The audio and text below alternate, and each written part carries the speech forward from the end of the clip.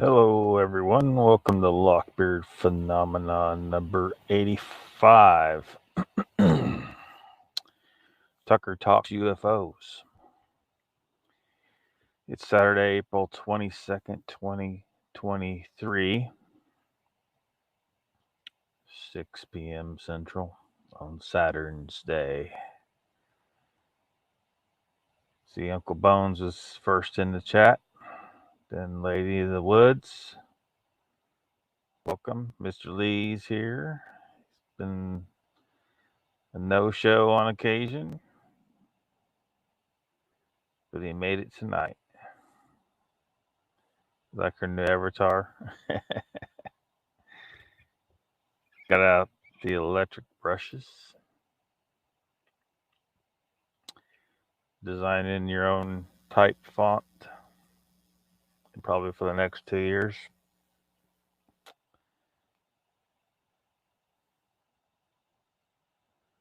What's going on, everybody? Angel's here. Welcome. Who's getting probed in the thumbnail? Don't you know you're South Park, Mr. Lee? Don't you know you're South Park? I may, it's entirely possible I may have altered the picture of Randy's probing ever so slightly. YouTube's algorithm likes original stuff.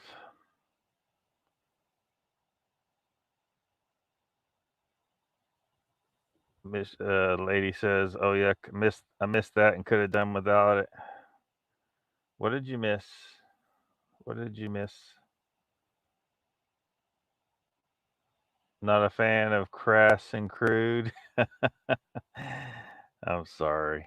Uncle Bone says, "Mr. Lee, is that Cartman's dad?" No. Well, it could be. I don't know if they've ever truly clarified exactly who his dad is. Like, I guess supposedly his mom is his dad, but you know, I mean, you never know if Kenny's alive or dead either. So,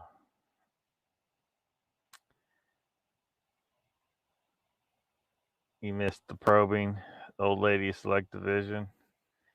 Yeah. Well, if there's ever South Park stuff anywhere, it's bound to be messed up. It is bound to be messed up.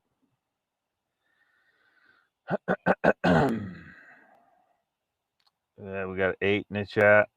Excellent.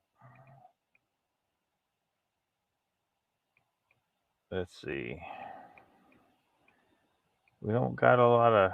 I need more South Park clips, I guess.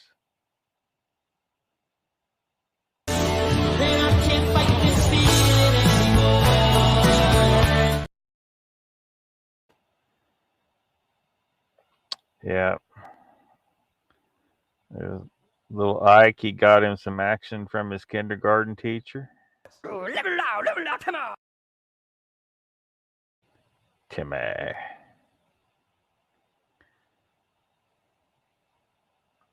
I got some other ones. So wait, what's the crime? The crime is he isn't doing it with me. This is serious. We need to track this student down and give him his luckiest boy in America medal right away. Yeah, I guess I got 2 clips from that same episode. Ike getting action from his teacher.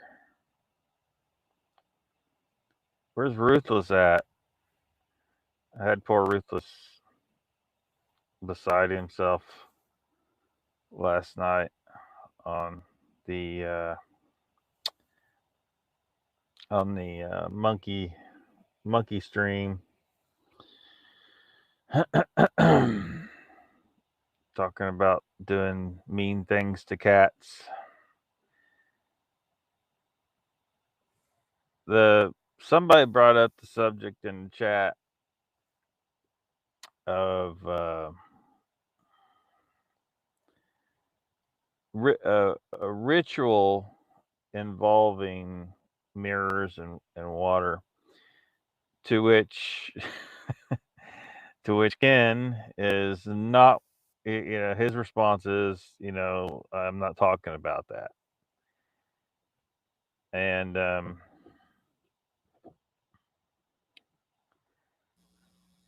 so I was trying to get him to talk about it, and he wasn't. Sometimes the right coaxing, you can get Ken to say something he doesn't really want to say, but a lot of times he won't. He wasn't having this, um, because there's some dark stuff that it gets into, and he doesn't believe anyone should be doing that kind of ritual. Um, but I started putting things in the chat saying I'm trying to figure out how to do this ritual. And one of the attempts involved, I typed in the chat, okay, I got a mirror and I put a bucket of water in front of it, and then I dropped the cat in the bucket of water and all hell broke loose. Is that what's supposed to happen?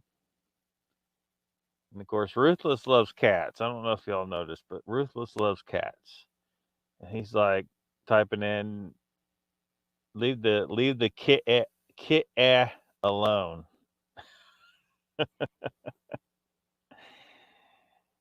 Anyway, I was trying to get Ken to engage in the question and give more details about the ritual, and he would not. He wasn't budging, and getting Ruthless involved is just because Ken tends to interact with Ruthless quite a bit compared to most people in the chat, because there's hundreds of people in there. And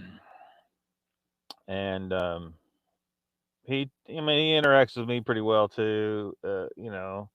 You get flat earthers come in there and they try to talk flat earth, and he usually shuts them down. He's like, because flat earth is stupid. But get some light on the situation here. But no dice. Uncle Bones says Ruthless and Icon. Yeah, Ruthless and Icon are, most of the time you can find them in there. I haven't been too good about watching, but because I'm usually late, or a lot of times I'm late, and then a lot of times I fall asleep.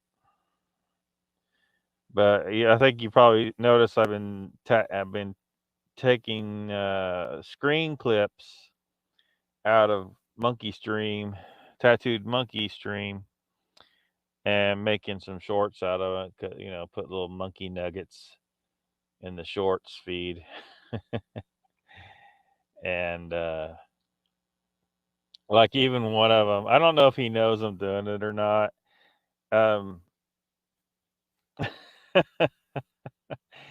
But like there was something he was about to say. He was about to put the googly eye glasses on. I don't think you were in there, Uncle Bones, but he's about to put the googly eyeglasses on and do something goofy, and he said somebody should screen grab this before he did it. And I did.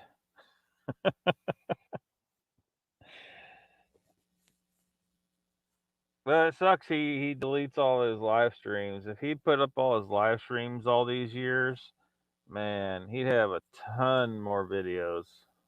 On YouTube. Mr. Lee says ain't seen Timmy Boy for ages. Yeah, I don't know if Timmy Boy knows about the new channel. I think he's on the email list I've been sending emails to, but oh, that reminds me. My Proton mail is gone. I've tried talking to them to figure out what's wrong. They're telling me that they got a report of some kind of terms of service violation. I can't imagine what that might be, but they aren't giving me specifics. I've tried asking for specifics. They're doing the same bullshit that YouTube does to you. They'll tell you there's a violation, but they won't necessarily tell you exactly where the violation is. And they sure as hell won't give you a chance to clip it out once they've already given you a strike. They like you having strikes. They like to keep their foot on your neck. Okay, that was funny. Yeah. Fiore hypothesis. Bat Mom's here. Welcome, Bat Mom. Yeah. And at some point in a random live, we'll need to talk about energy unification. Ken Wheeler has finally published his article on energy unification. So that's going to be, well, I mean, I don't know if some people will see any value in knowing this at all.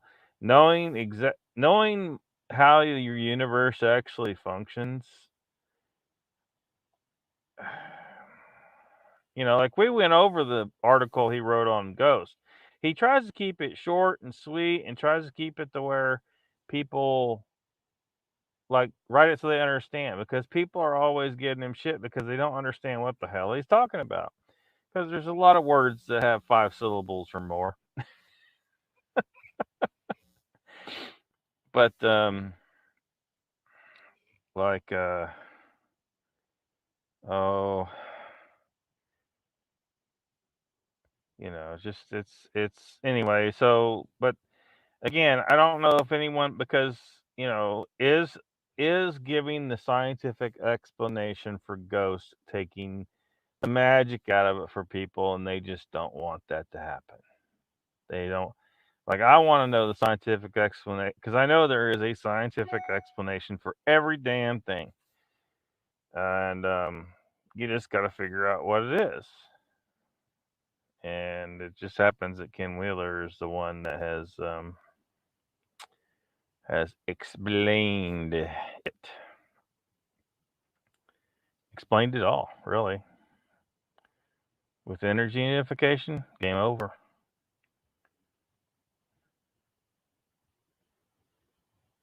When Ken speaks Russian, I don't understand, says Mr. Lee. Well, if you don't speak Russian, I don't remember much. Started learning it a long time ago. But it's funny though, because like I was watching, like sometimes Russian words will pop up and stuff, and nobody's catching it. Nobody's catching it. Um, but sometimes they put it in to where if it's properly executed, like when they speak Klingon on Star Trek, you may not know exactly what curse word they're using when they're cursing, but they're cursing because of the way they execute the word. But and like there was like in I remember try can't remember every instance, but like in Stargate one time, there was the Russian general. I think he's a general, who was you know sometimes on the show, and somebody said something to him, and it's a yes or no question, and he kind of nods while saying "da." Well, "da" is yes in Russia, and "niet" is no. But but if there weren't other indications as to what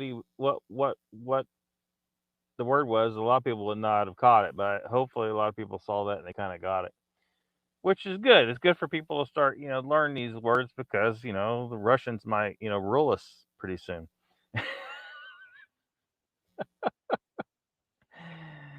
uh,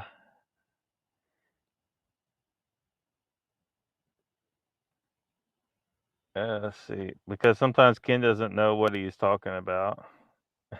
What? And he uses that word salad to impress people. No, no, no, no. No, no, no. Actually, he says he likes the salad. He sometimes has some interesting ideas. I wish he would work harder at explaining it in a way that isn't mashed potatoes. Well, it just sounds like it just sound because if people aren't used to the terminology. And the problem is some of the words are stupid to start with, but you got to use the words that, like I complain about certain words like spiritual. Spiritual has certain connotations to it, but there's not really another word for me to use that's pertaining to the scientific. I mean, there maybe Ken could provide one. I don't know. He should be the one that comes up with it, but because he's the one has properly explained. But anyway, but people aren't going to know that you're talking about that certain aspect of the universe unless you use the word spiritual, and to them it's this magical thing. It's not a magical thing. It's perfectly scientific, but um,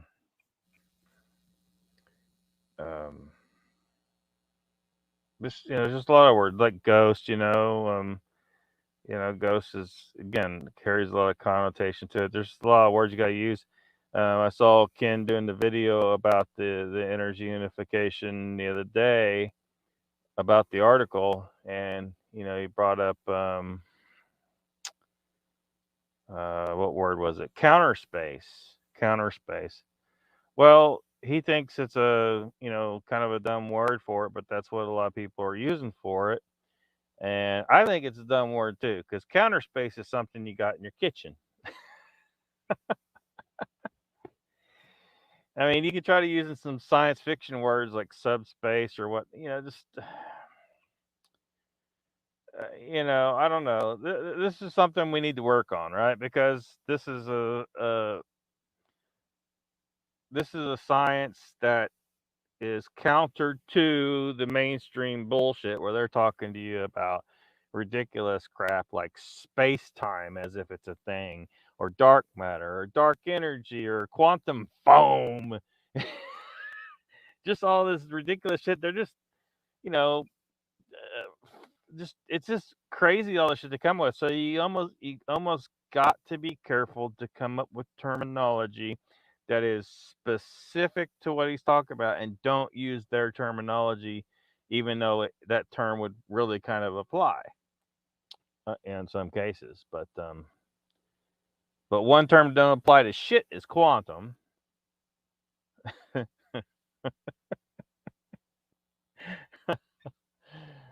um, I had some guy. He tried to tell me, he's like, the word quantum, all it means is small. And I'm like, it means a little, the a little more than it means a little more than that. But anyway, it doesn't matter. It doesn't matter what it means because it's a dumb concept. And Ken's always making fun of that, like in science fiction, and it drives me nuts too. Where everything's quantum. Oh, the quantum field fluctuated. The quantum this, quantum.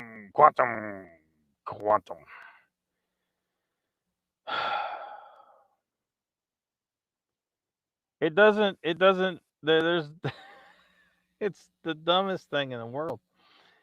Raptor Series says, "Hope, hello everyone. Hope everyone is doing good." Angel says, "Raptor, hope you're doing good." Also, Mr. Lee says, "Everyone knows yes and no in Russian Lockbeard. Do they know? Da and yet. How about Kakasavut? Kakasavut." Raptor says, "Hello, Angel, doing good. Thank you very much. Good be education today." Well, I usually give the dates on those. Like those have been sitting in the computer for quite a while. Like the one I dropped yesterday come from March, so it's hopefully everyone figured out that was not like in the last few days, but I just hadn't gotten around to uploading it to YouTube and all that stuff. And yeah, the bees, man, the bees. Trying to build up the bees right now. I wish someone would buy a colony. I got a nuke colony that I could sell. I need the freaking cash. And people keep acting like they want to buy, and then they don't. They back down. So, Kafin is actually an astrophysicist. He says "niet" to most of what Ken says. Um, well, this is what I say to people who are looking, because most scientists, like, they specialized, right? So they're looking at the world through a peephole. You know, they didn't, they didn't, they didn't take a lot of other sciences, and then certainly in their degree program they weren't exposed to alternative ideas. Like in the primary, the only reason I got an environmental degree was because I at that point I had been on the university campus for 7 years or so. I didn't want to go. I just wanted to stay there and learn all kinds of shit. I was taking all kinds of subjects, mainly sciences, but I life was happening and I needed to leave. I didn't want to leave. I needed to. So go through my transcripts, which were long as hell. I'm like, well, the closest degree I am to is an environmental degree with a geology minor, and I should have had, and and if they offered a botany minor, I had more than enough coursework for a botany minor, a business minor, a health and human performance minor, and probably a couple other ones. But they only let you have one minor anyway, and the one I more than had enough credits for was geology. So that's what I slapped together, and I went and told a because I never got an advisor. Usually they tell you get an academic advisor when you're a sophomore. Well, I don't need an academic advisor because one, I'm perfectly capable of crafting, because the degree plan is laid out right there in the course manual anyway. You don't need any. See, this is the funny thing about college students. They're supposed to be these smart people, but a lot of them are not capable of putting together their own degree plan on their own. Like, I mean, you need your advisor for certain official things, but you can look in there and know, okay, in my sophomore the fall semester, my sophomore year, I need to be taking these courses, and because these are prerequisites to these other ones, so I can take them the next spring, and then that way those are prerequisites for the one I need to take the next fall, and so on. I mean, it's it's not that hard. But also so I'm perfectly capable of doing that, but also I wasn't really planning on ever leaving. I liked being at the university. I worked for the university and I went to the university. And um so I went in there and I told the advisor, I said, look, I need to officially declare a major so I can graduate in 4 months. He's like, what? And I'm like, I got all the credits except for these two. I think there was two left. And I had already enrolled in them for the spring semester. I was like, I just need you to sign off on them, and then you know, if you like, you can pat me on the ass on the way out. Anyway, but I'm an unusual student, because a lot of the time, well, a lot of those, because all that stuff, and then also because a lot of time I did some partying in college, but a lot of time when those people are down there partying, I was diving down some kind of scientific rabbit hole into some crazy shit you wouldn't believe, trying to figure stuff out. It was many years later. It was before I run into Ken. What was that? It must have been. Well, it was at least 16 years after I graduated college. Because even back then, I was like, not sure what the fuck. But but uh, the holes are always there, and at first you just kind of ignore them. And you think, well, we haven't figured this out, or maybe these other guys. Maybe Stephen Hawking really is this brilliant guy sitting in his wheelchair drooling on himself, or he's a goddamn moron who's just repeating some bullshit he got programmed with, like any typical parrot, which is most people coming out of college. They're just parrots. They're not actual thinkers. They're not actual people trying to figure some shit out. They get locked into a paradigm that they were programmed with at college. So, like, I guess this is where I started was with on this whole arc of this discussion is environmental management. They program environmental management students with global warming bullshit, man-made global warming bullshit, total bullshit.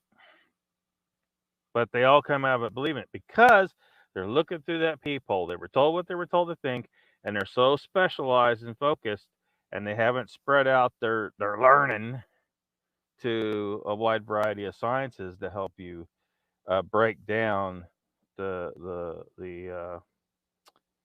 the problems with that peephole thing. If you're too specialized, you don't know shit but exactly the focus you were told, and your focus that's not a broad view on reality. So you're not looking at reality at all. You're only looking at certain specific things, and you could be missing a lot of pieces to the puzzle that are necessary to see the big picture. So most most scientists do not see a big picture because they have some pieces of one puzzle piece, some bits of one puzzle piece, and that's it. They don't know what the big picture is.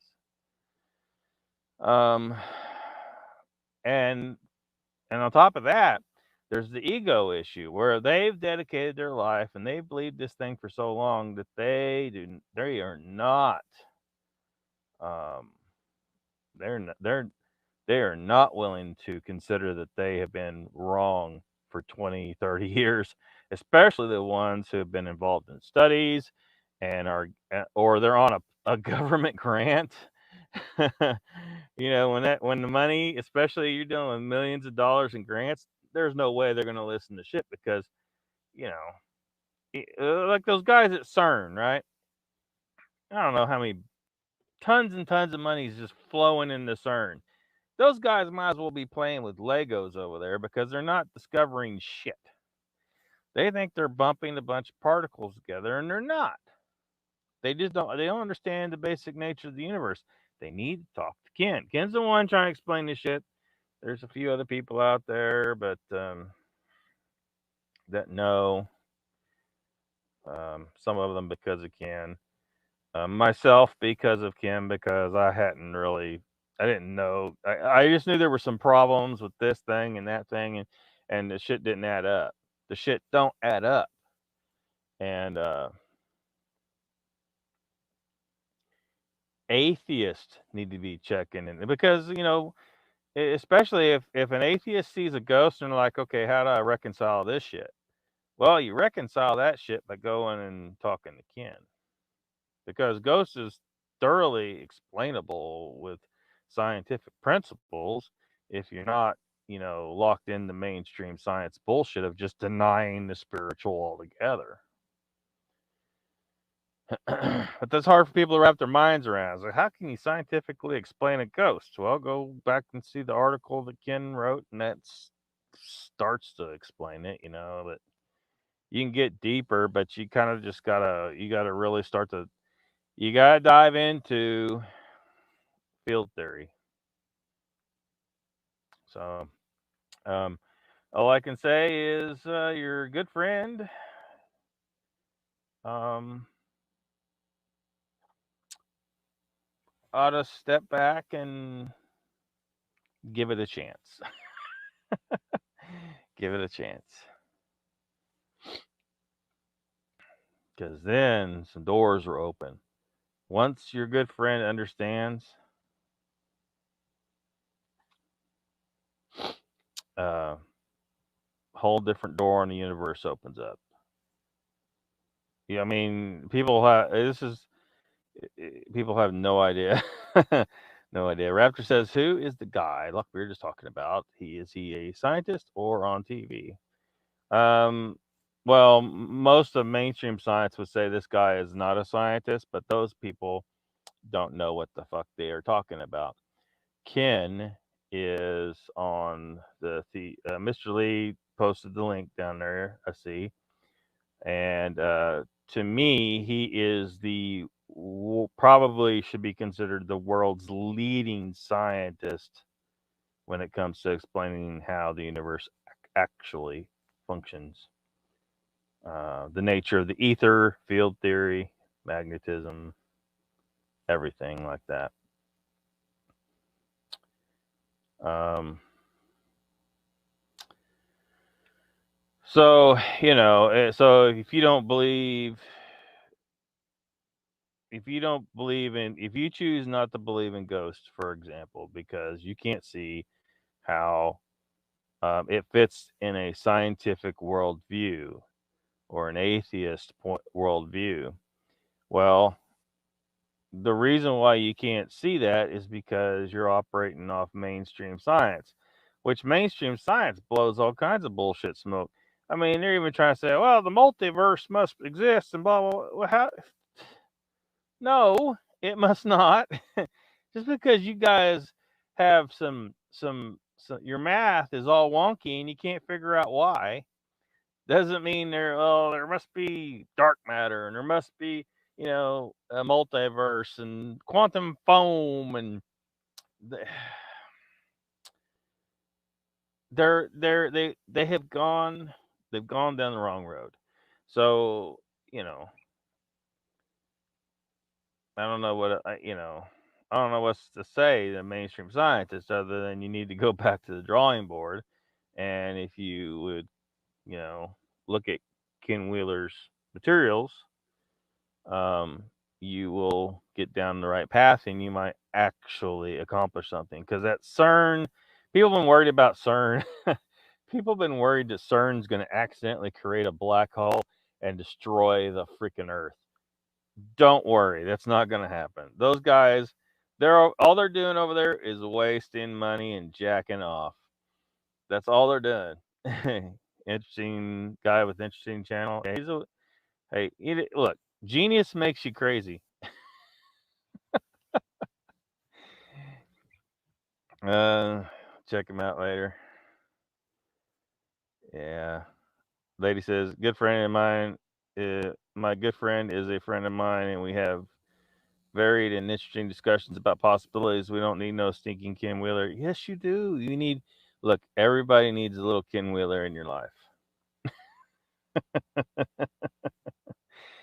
Look, I mean, because like I don't know, like, does your friend believe in ghosts?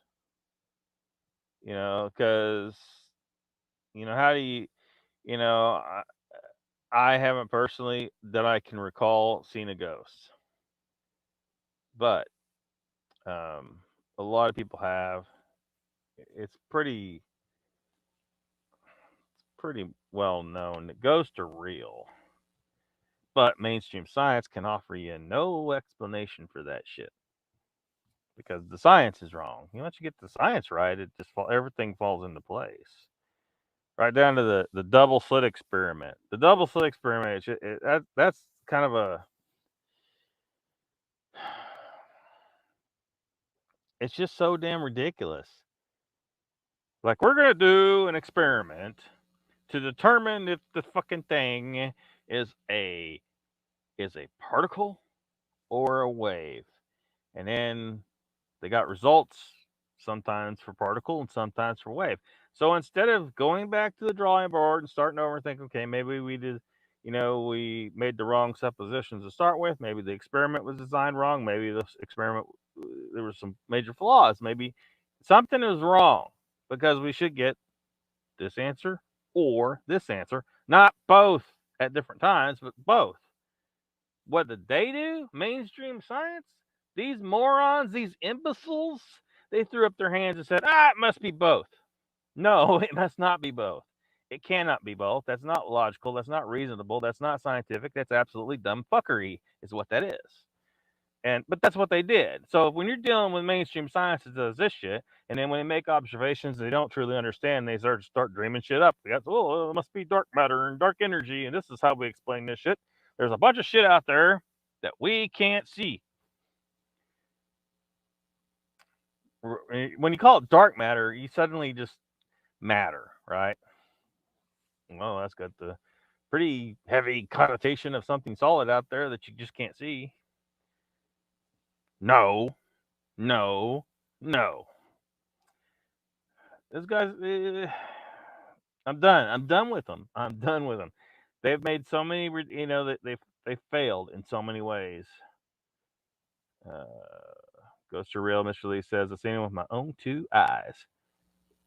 Wasn't on a YouTube channel. No, he saw it in person. Old lady says ghosts are real because of conservation energy.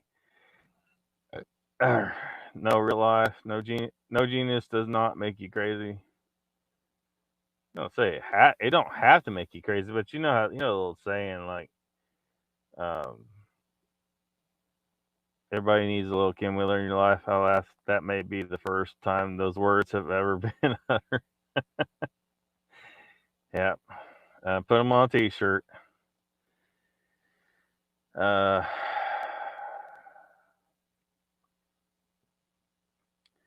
think that truly understanding the nature of reality is something that's not humans aren't meant to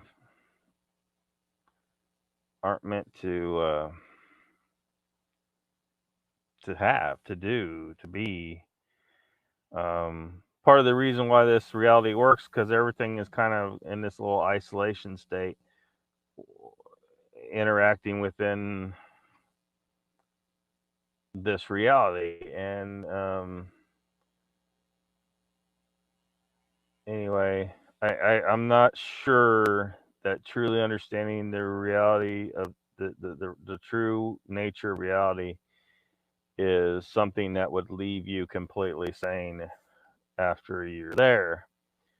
Not to say you're going to be a raving lunatic or anything. I'm just saying,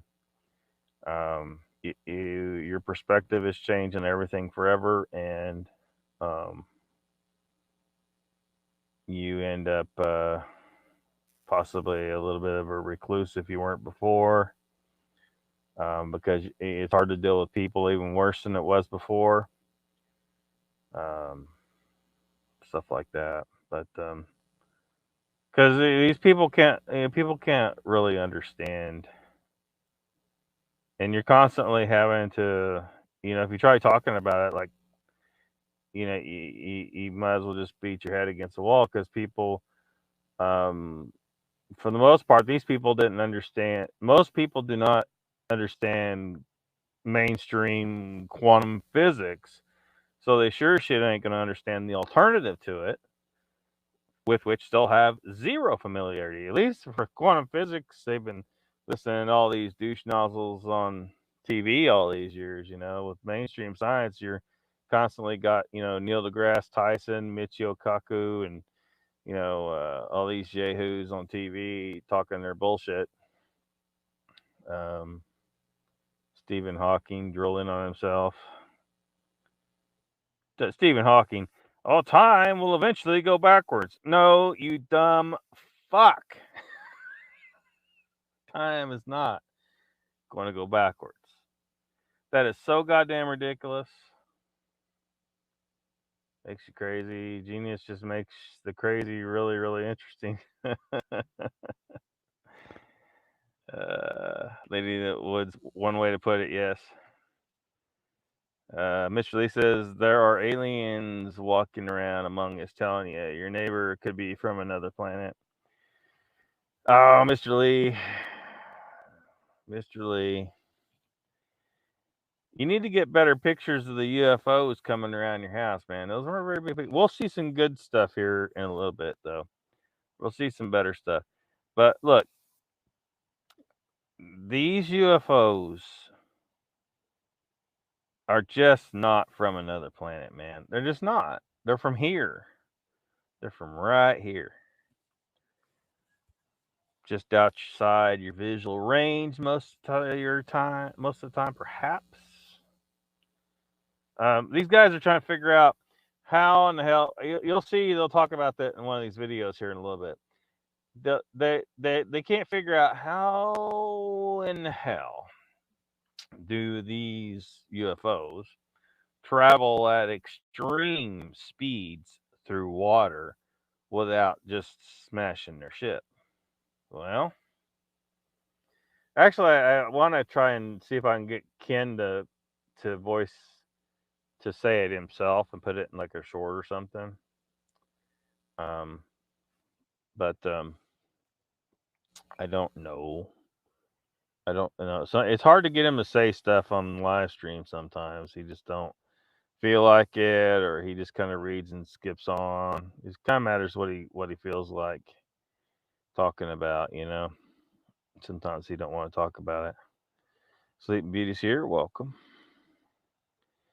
Well, let's get into old Tucker Carlson.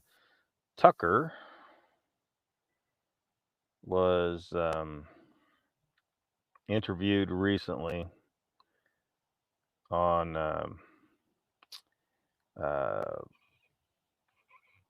the Full Send podcast.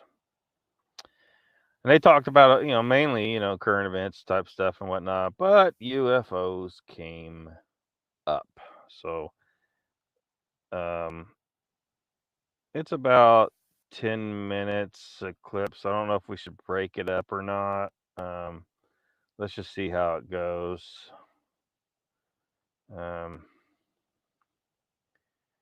Raptor says, Mr. Lee, you got pictures of UFOs by your house. Don't get mad if I say something wrong. Sleeping Beauty says, everybody has seen a music video and it took two voices and completely remade a brand new song and it sounded just like the real artist. Not UFO talk, but holy crap, that's kind of crazy. AI. Yeah, freaking AI, man. All right, let's check this. Let's check out this Tucker Carlson interview.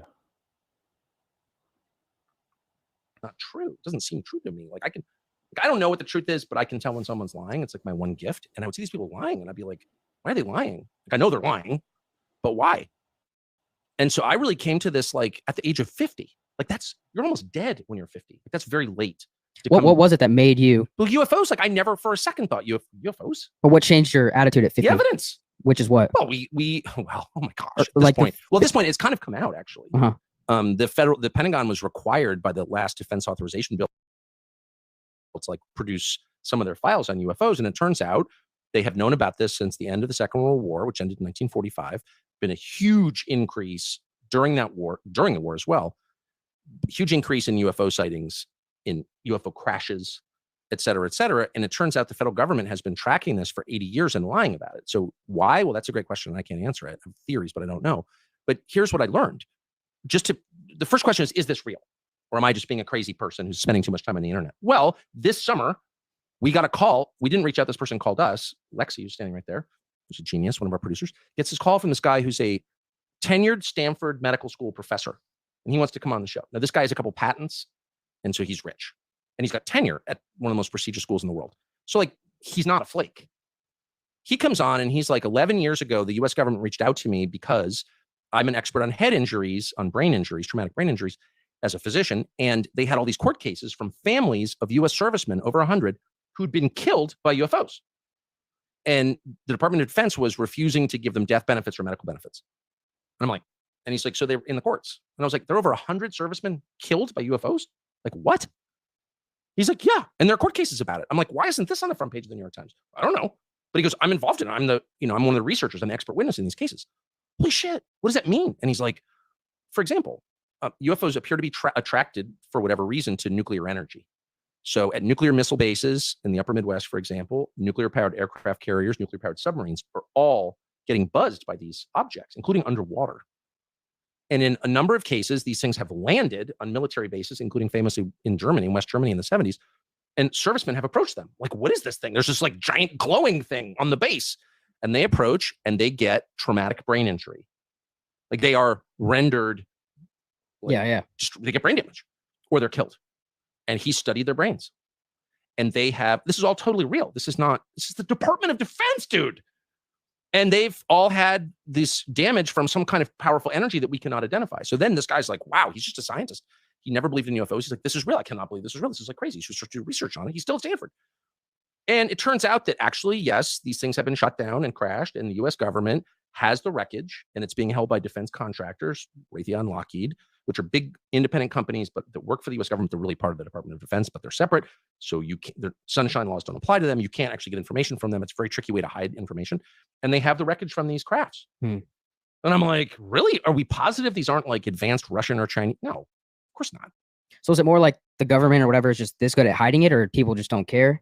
Well, I think it's a combination of both. I think it's too big for people to metabolize. Like if Prince Harry says something stupid, everyone's like, I can't believe Prince Harry. Because like that's manageable. You can like, oh, this douchey fake prince with his stupid wife from Santa Monica. Like I get that.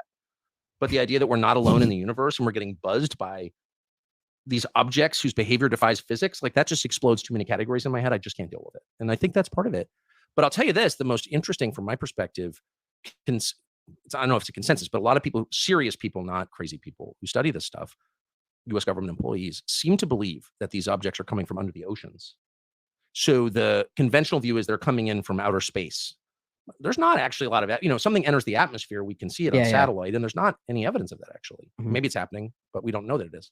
There's a lot of evidence these things are coming out of the ocean, including videotape of these objects coming out of the water at high speed, or even more amazing, descending at Mach 3 into the water.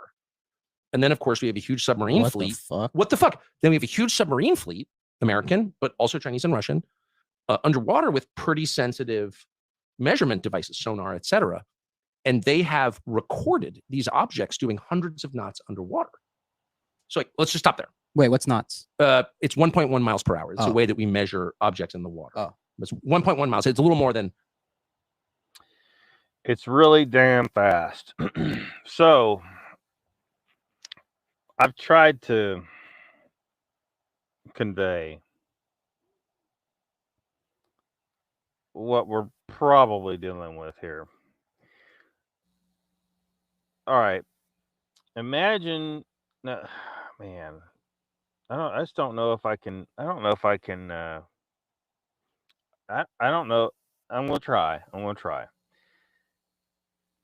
Because you got people that try to say, well, if these aren't aliens, they're interdimensional. Well, no, when you're thinking interdimensional, you're thinking of like another Earth, and then you get into that multiverse kind of crap, and that's all crap. No, there's one universe, one, but you can't see all of it. Like you do not have the sensory equipment to see all of it. Just like something a little more mundane and simple is like a snake has heat pits and they can see heat. You can't see heat. You don't got heat pits, right? And there's going to be things, and there's things, like with,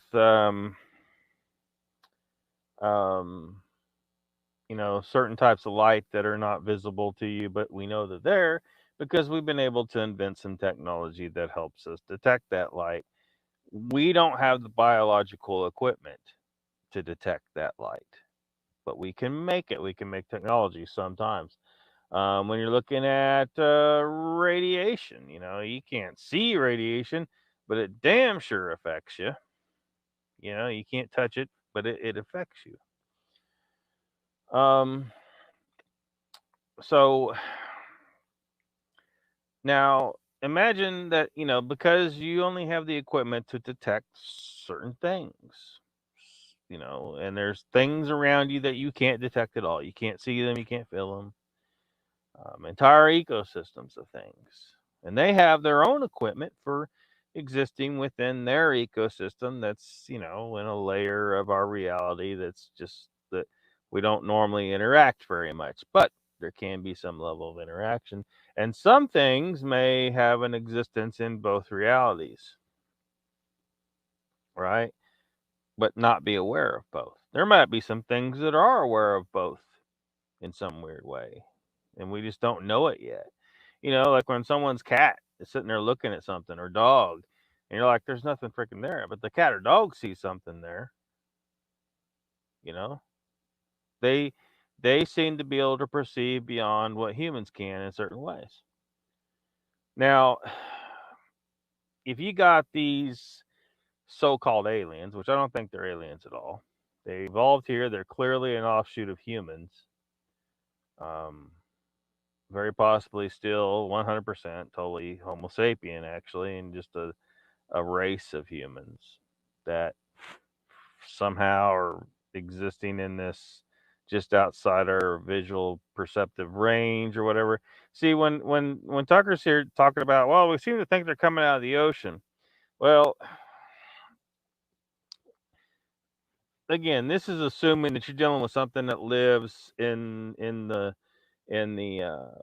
perceptual part of of reality that we are in, and that's just not what we seem to be having here. These things disappear right before your eyes, right? And it's not because they got a Star Trek cloaking device. and part of the helps part of what helps indicate that this is true is what he's talking about here is traveling hundreds of knots underwater. Now, if you are physical in our physical reality where water is physical to us in the manner that it is, then you're not going to be able to travel hundreds of knots in underwater. It's not going to goddamn happen. It's not physically possible. But if you're not exactly 100% in our in our physical reality the way we are, um, enough that you can be perceived, but not so much that water affects you the same way it affects us. Well, suddenly, maybe traveling through water at those kind of speeds is not that much of a problem, is it? So they're making too many assumptions. I mean, people assuming these are aliens, that's a bad assumption. You don't know that. There seems to be no indication of that. And then, of course, in assuming that they're physical, but also, and because you're assuming they're physical, they're assuming, well, where are these guys at? Because, well, because they're thinking, I know what they're probably thinking. They're probably thinking, look, the Earth is 3/4 water. That's where them things are hiding. They're hiding in the water. No, that's not necessarily the case. It could be the case, but that's a hell of a jump because, again, like I'm saying, these would be things and that don't necessarily they're not necessarily always perceptible to us. They're only perceptible to us when they want to be, when their technology makes it possible to be. Just like we have technology that makes it possible for us to see certain frequencies of light that we can't see with our eyes, they may be a little more advanced and have technologies that allows them to interact with things like that in a more substantial way, or to shift their frequencies in certain ways to make them be able to interact. And you see them going in and out of water because they can travel through the water just fine as if it's air. So they may be living right here, right in your living room for all you know, but imperceptibly. They're there. They don't normally perceive you. You don't normally perceive them. So they may be right there. And but well, let me jump to that yet. Hold on. Point is we can travel underwater too. We just don't do it as much. It appears to be a lot easier for them So maybe the reason why we're seeing them going in and out of water a lot is because, one, you're kind of out there in the open, right? The water, there's not a forest on top of the water typically, and you see them. And then, of course, we got submarines out there with all kinds of technology to detect things. So we're spotting them going in and out of the water. That doesn't mean they live in the water. That just means they go in and out of the water just like we do. We got submarines, we got boats, we got people that go out and dive. Doesn't mean we live in the damn ocean. Just means we go into the ocean sometimes. Now, they might live in the ocean, and the fact that they can travel through water at extreme speeds might indicate that it may be in their portion of reality. It's not that big of a deal to live on the ocean floor because it's not like they're living underwater where they can't breathe like we can't breathe. Maybe they can breathe just fine. And even if it is water in their reality, but just less substantial, less uh, they don't interact with the mass as well, more on par with closer on par with oxygen, nitrogen, atmosphere like we interact with on the surface of the land. But maybe they do have gills. Maybe they breathe that anyway. But I kind of doubt that. But it's a possibility. Let me see if I can catch up in some chats here. Mr. Lee says, if we could go to another planet and observe alien life, we would be all over that shit. If we haven't already, what make you think they not observing us every opportunity? They might be, Mr. Lee. They might be. But there's just isn't anything to prove that there are any aliens here at this point. Um, it's a lot more likely that some other intelligent species is right here, right now, uh, and they're just technologically advanced to the point that we can't catch up to them. And that's what's absorbing us, especially when you're looking at people describe these things, these grays, these aliens they call grays, right? They're shaped just like a human. They're shaped just like a human. I mean, they're a little different, but that's a humanoid. That's what's in science fiction. Humanoid species, right? Well, they have humanoid species in sci-fi because it's just easy to throw some makeup and a few extra wrinkles on their head, and boom, you got a Klingon.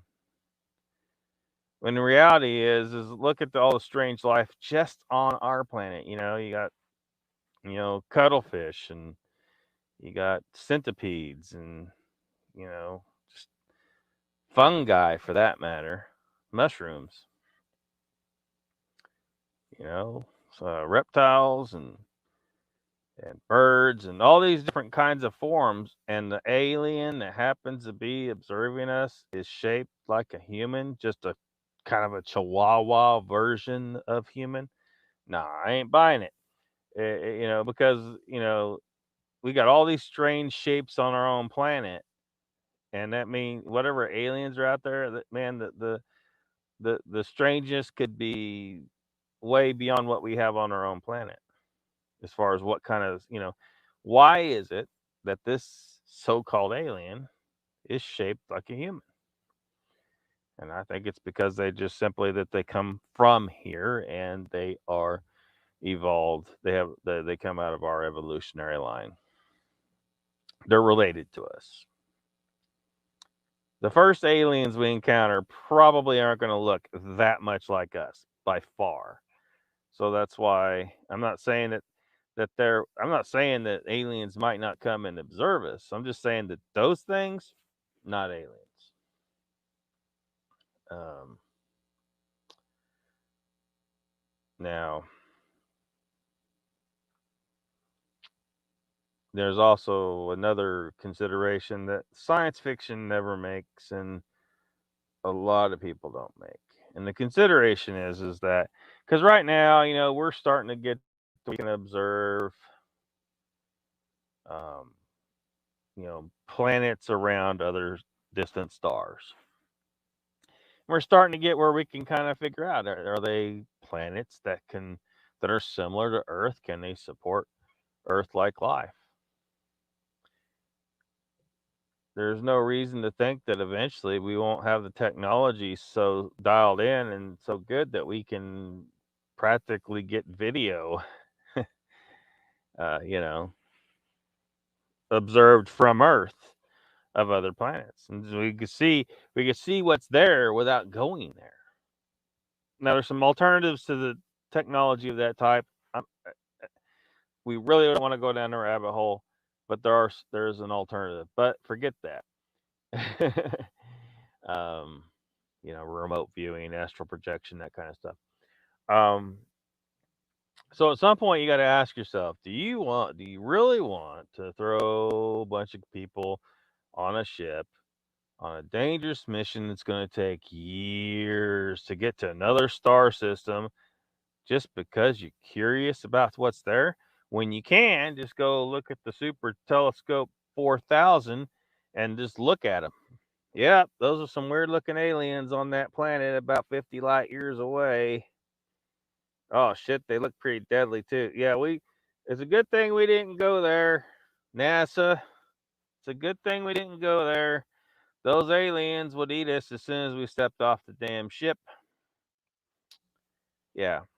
I think that's probably gonna would be what ends up happening eventually. Everyone, a lot of alien races may get to the point where they have the ability to observe right from their home planet and choose to do that because it's just not worth it to go out into space. It's just not worth it. It's too dangerous. It's too costly. It's too time consuming, and you'll have the technology just to observe right there from your living room. So and you can just look at him. So look, we found Bigfoot. He's on whatever stupid planet that is over there. um people, they all assume that every alien race, just because they can go to another planet, that they're going to go to another planet. Probably most of them would just be like, nah, let's not do that. Now, some may still do it. They might have enough drive to go and explore and go actually touch some shit. Humans seem to be like that. And we assume that every other alien race is going to be like that. Like every other race is going to is going to have the same type of desires that we do, to go out and fuck with shit. We got to go poke it. We got to go Steve Irwin this bitch and go poke it. Eh. Comment every minute. Avoid copyright strike. Yeah. Yeah. Sleep Beauty says, yeah, pretty sure. Assume we won't need to worry about UFOs. We'll be too consumed with robots taking over our world. Yeah, maybe. Aliens, the so-called aliens, they'll probably stop that shit. And we might need to talk a little bit about that. Well, we do, because it's part of what he was just talking about. That I haven't really, I don't think I've really said this. Sleeping Beauty says, I'm telling you, it's crazy. They literally came up with the perfect lyrics, just like the original artist would have written. Yeah. AIs. Ooh, sweaty. Yeah, he's having a problem. Wonder how much stuff our government is hiding from us. Oh, a whole lot, a whole lot. Too many shit. Angel says, if people only knew how much crap they hide from us. Lady says, the multiple layers of the universe issue. So you're saying that you agree with Hawking's theory that multiple universes exist all at the same time and all in the same place. So Hawking is right? No, absolutely not. I say he's wrong. Absolutely wrong. Wrong, wrong, wrong. Now, for some people, this may be a distinction without a difference, but it most certainly is because you look at the multi, because they're trying to say that there's infinite universes, and that for every choice, every time you gotta choose whether to turn right or left at a stop sign, suddenly the universe splits into two. Where in the hell is all this mass coming from? It's absolutely the ridiculousness doesn't stop there with that whole idea. The multiple universe thing is bullshit. There is one universe. One universe. Lady says, Angel, try asking Chat Go to write you a poem. Anapestic tetrameter, like Dr. Seuss, it is amazing. Y'all, you see, every time y'all interact with that Chat GPT, you help train it to take over the world. Skynet gets a step closer. The man from Atlanta, S. Patrick Duffy, could travel underwater at boss speed. Just saying. Shit. Liz, we'll have to check it out. Documentary? No. No documentary. Gary Johnson, welcome. Welcome, Gary Johnson. Hopefully I'm not too far behind in the chat. What if ocean lady says, what if the ocean aliens are really stupid but have hot cars? Could be.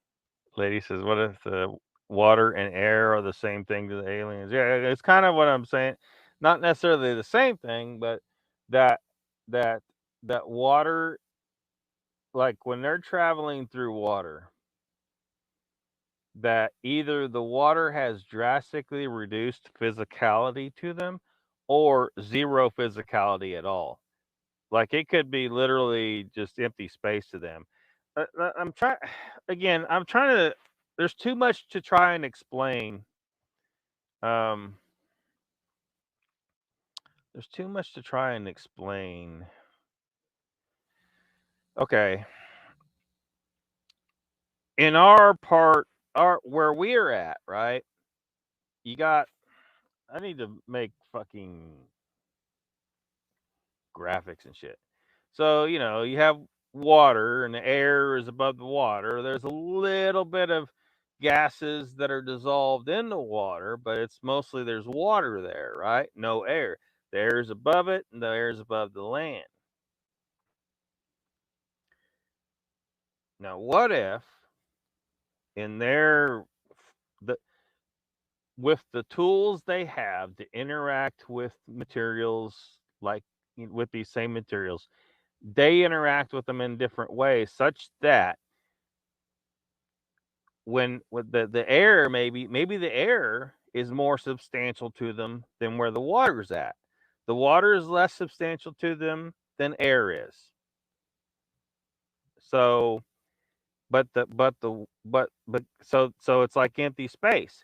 And since the water displaces the atmosphere is above the water, they might go down into the water because when they hit the water, it seems like nothing happens to them. They should just fucking destroy them going that fast, but it doesn't. And they can travel at immense speed. So what if they can actually travel faster underwater? I don't know if that's 100% what the observations are, because it's like the vacuum of space almost to them compared to the atmosphere. Because in their reality, they don't interact with water. Water's not substantial to them. And not as substantial as atmosphere, and the atmosphere is kept above the water. And so from our perspective, there's water there, but when in their reality, you have a sea made up of something that's effectively less dense. And what if it's a matter of fiddling with some dials to determine what kind of substances your ship and what everything in it is interacting with and how it interacts with them? That could be something that they tuned. Just fiddle some dials. There's a lot of possibilities here, but one thing is for certain: there's no way that they are a physical in the same way that we are while they're traveling through the water at those speeds. Maybe aliens have different elements that are tough for them to deal with. Yeah.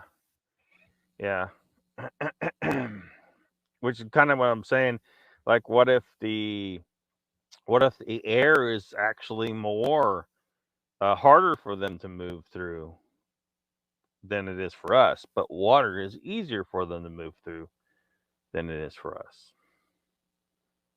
Well, there's just so many possibilities. It's just this we only have the observations that we got to make any kind of guesses, like Walmart shoppers. What? Eating mushrooms explains everything about UFOs and aliens. Just saying. Well, you might think that someone is saying some of the stuff I'm saying right now is on shrooms, but I have never tried shrooms. Trippy kind. Raptor says that Mr. Lee, I told you that before I was rolling around in mud in my underwear and everything else. I thought I saw God. You did. You might have. Sort of. Mr. Lee says, Raptor, that must have been a crazy trip, man. Raptor says, Mr. Lee, I thought I was in another universe. And also, I'd run around the yard thinking I was flying, trip, and fall. And I look at grass, and then I thought I was on another planet. You weren't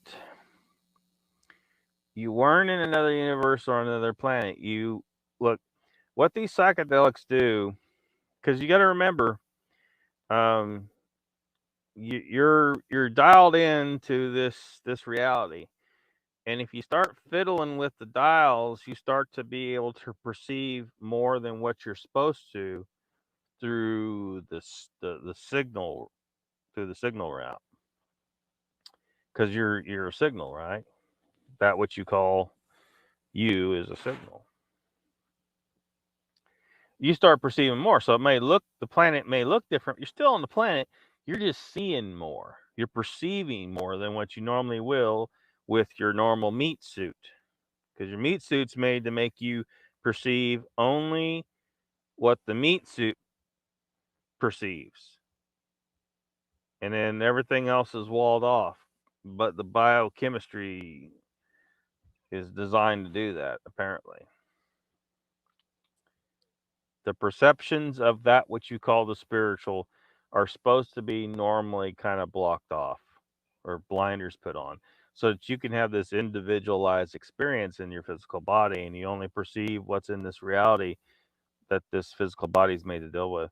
But when you take them psychedelics, all bets are off sometimes, depending on which one you're taking, how it tunes, how it fiddles the dials, you know. Mr. Lee says, Raptor, I did climb a tree once and was unable to get down for hours. That's about it. Mr. Lee, you should look at the. I don't know exactly where it's at. I'm sure he's told the story a few times. I think he told it on Joe Rogan. Look up um, Paul Stamets, the story about when he was a kid, when he climbed the tree during a storm and he was tripping on mushrooms.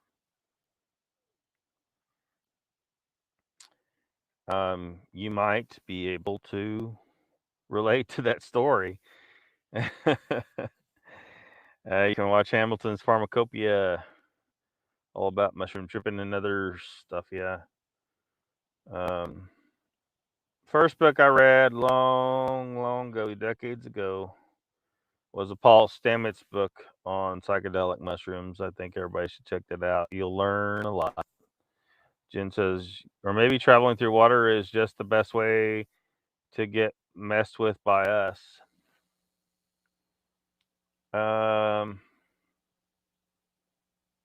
What do you mean? What do you mean? Like we can perceive them better, or we see them? I mean, I don't know.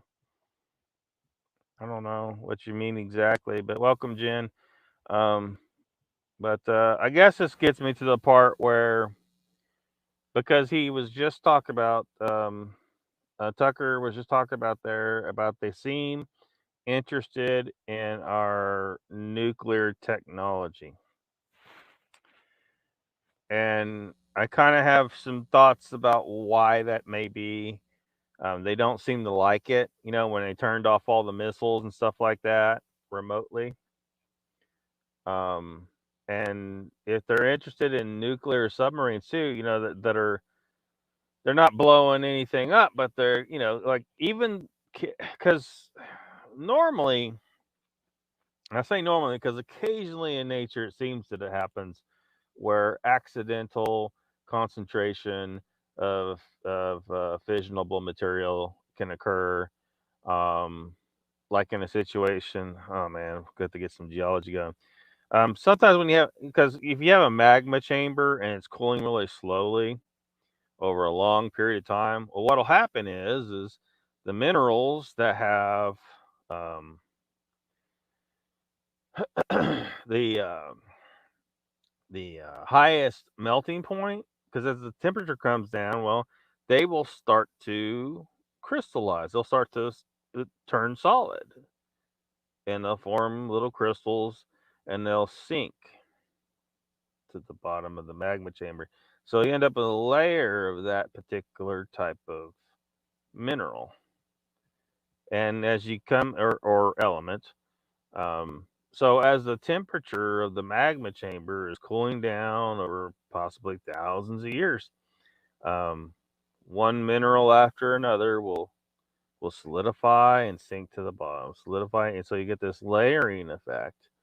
And if one of those happens to be highly fissionable material and it all sinks to the bottom together, well, the magma chamber could literally go critical. 3 Mile Island, only natural. Anyway, that's not good for anybody. You don't want to be around when that kind of thing happens. But anyway, but we do something that's unnatural. We will refine these nuclear materials, these radioactive radiological materials. We'll refine them for use in these weapons, for use in power plants and stuff like that. And these people, I don't want to use the word aliens because I don't think they're aliens at all. There's nothing that indicates that, and a number of different things that indicates the other that they're not. Anyway, so you say you got a nuclear submarine. So these people, they're usually invisible, right? They're all around, probably just doing their own thing, and normally they're invisible. But suddenly, there's this there's this radioactive space coming at them, and it's traveling around in the ocean and killing them or harming them. And in their part of reality, what they perceive, they don't perceive that that's a nuclear submarine traveling around with a payload of nuclear missiles. All they get is exposure to radiation from the radioactive, the from the nuclear material in those weapons. It's being carried around the ocean, and it's pissing them off. They don't like this, so that's why we shouldn't fiddle with this kind of stuff, because you don't know who you're jacking with. If there's a magma chamber full of some radioactive mineral, well, that's going to be there for thousands of years, and those people in that part of the reality are not going to live there. But when you got some yahoo humans who load a bunch of this crap on a freaking submarine and carry it around the ocean all the time, well, that's going to piss some people off, assuming the scenario I just described is true.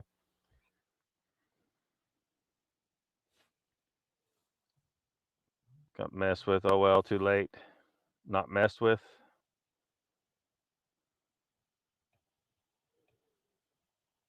That's why they travel in the ocean. Raptor says, Jen, hope you're feeling better. Yes, hope you're feeling better. Slowly but surely, Raptor, she says. Mr. Lee says, Lockbeard, I've not seen that, but I do follow Paul Stamets. Good deal, man. Good deal.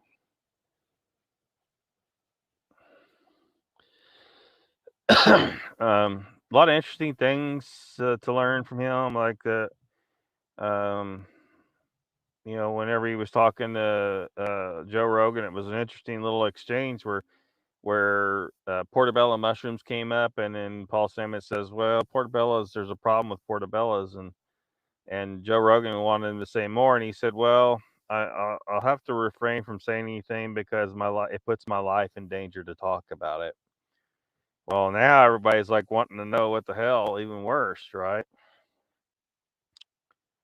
Donald, where's Donald the Peckerneck? I don't know. There's Icon. Welcome.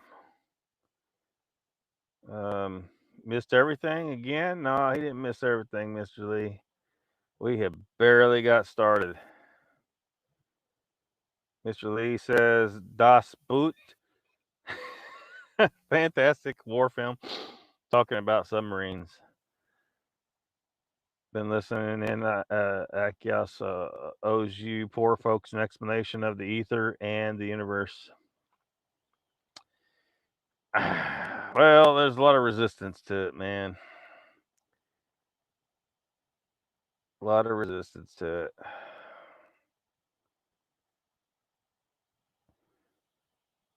Icon, did you see where I was trying to get the monkey to talk about the mirror and the water ritual? I wanted him to say some more about it, but he didn't want to. Yeah, I don't know what it is. Like, well, he wasn't. I didn't get the impression he was saying it's dangerous to eat portobello mushrooms. I'm thinking that there's probably some kind of chemical produced by portobello mushrooms that is used for some kind of something to do with national security. I think somebody suggested it was, you know, like a rocket fuel thing, or I don't know, something. Maybe it's can be refined into something that goes boom.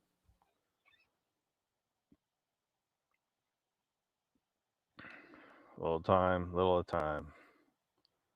Gary Johnson Sr. says, having no problems with aliens. Maybe they're here to keep us from destroying us all, like y'all said. Yeah.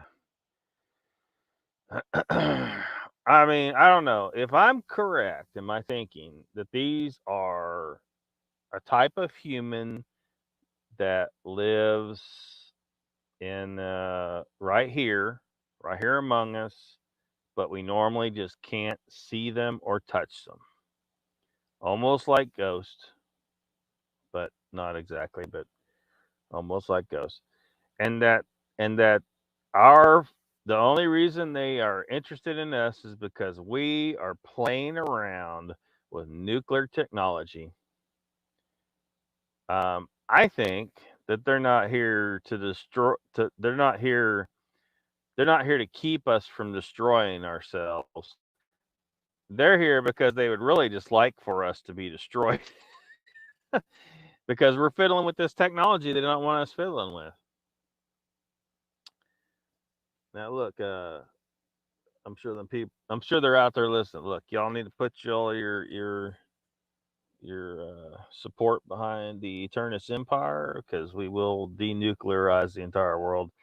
Nuclear technology needs to be dropped, minimized as much as possible, if not completely eliminated. But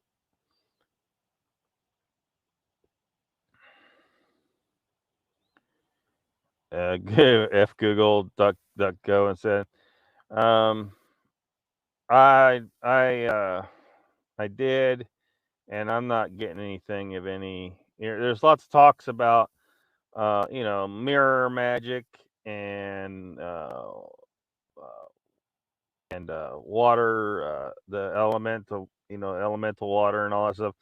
There's nothing talking about what the monkey's talking about that I've seen yet. So maybe it's out there and I just haven't found it yet.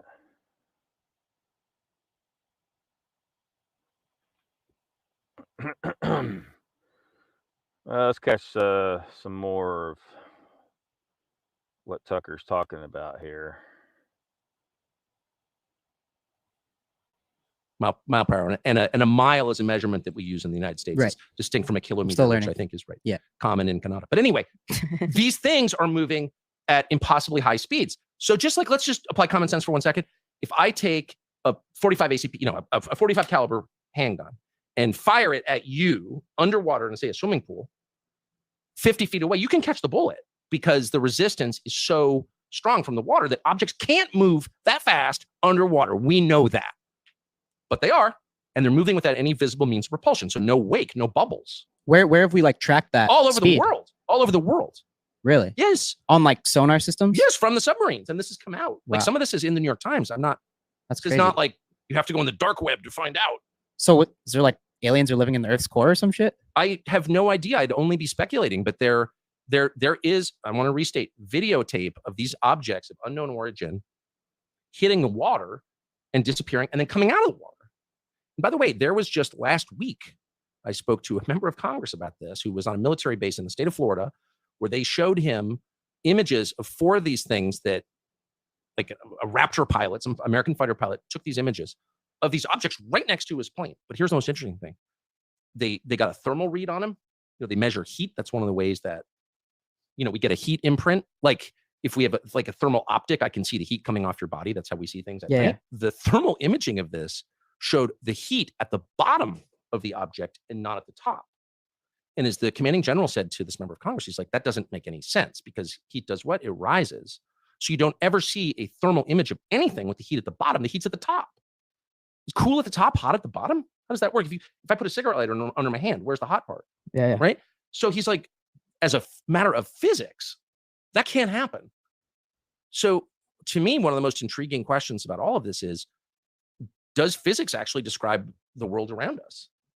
And no, not all of it anyway. So like, what the fuck is that? Like, if all of a sudden I'm saying like the laws of physics, like gravity, photosynthesis, like not all of that is real. Like it has limits and there are things that exist outside of it. That's when your brain starts to explode. I just wonder what would happen if something does come out, more evidence does come out, how the people would respond to that. We'll ignore it. So my impression, I don't know this for a fact, but everyone I've ever talked to about it is like, one of the reasons they're nervous is that this shows, and the Russians and Chinese feel the same way apparently, it shows that our military does not control our airspace, which is like a basic precept of a country. Like, this is our country, we control our borders, we control our airspace and our waters, and we don't. So that's really scary. And it shows that the military is not in control. So they don't want to admit that. And the second thing they're worried about is some kind of like mass freak out where people are like, I can't believe aliens are here. But based on my limited experience, I don't think they should worry because people are so high and so caught up in Prince Harry that like, I honestly think if an alien spacecraft landed in Times Square and started issuing orders, people would be like, wow, that's a trip, man. And then like the next day, Daily Mail would be leading with Prince Harry again. Yeah. I do think that. Yeah. So what's your theory on aliens based on all the research you've done? Do you think they're already on Earth? I think that there's a huge amount of evidence in the archaeological record that these things have been around since the beginning of recorded history. There are references to them. The Star Over Bethlehem may be one of them. Here's what I really think. I think I don't know. And I think that wise people understand the limits of their knowledge and of their perception. And we should all just repeat after me, admit we have no fucking idea. Yeah, we have no idea. We have no fucking idea. We don't know who killed Jeffrey Epstein. We don't know what these objects are. We don't know if physics is actually real. Probably not. Like, we don't know anything. We don't know what happens when we die. Like, stop pretending. We don't know where the war in Ukraine is going. Stop pretending that we're God. We're not. And we don't know a lot. And I just wish our leaders would say that. I think they're coming from under the ocean. It seems the evidence suggests that, but what do I know? What would your encounter look like if you met an alien? I'd be super respectful. And based on my conversation with this Stanford medical professor, I would conduct that interview at a distance because whatever is coming off these machines is very bad for the human body. You know, super killed people, like a bunch of people. Yeah. Fuck. By the way, last thing, how can something kill an active duty U.S. serviceman or several of them? And like, that's not a story. Like, what is wrong with the media? Was there any reason as to why they died? Yeah, they were. What was the official reason? An EMP. Oh, aneurysm. They had a stroke, but their brains were fried.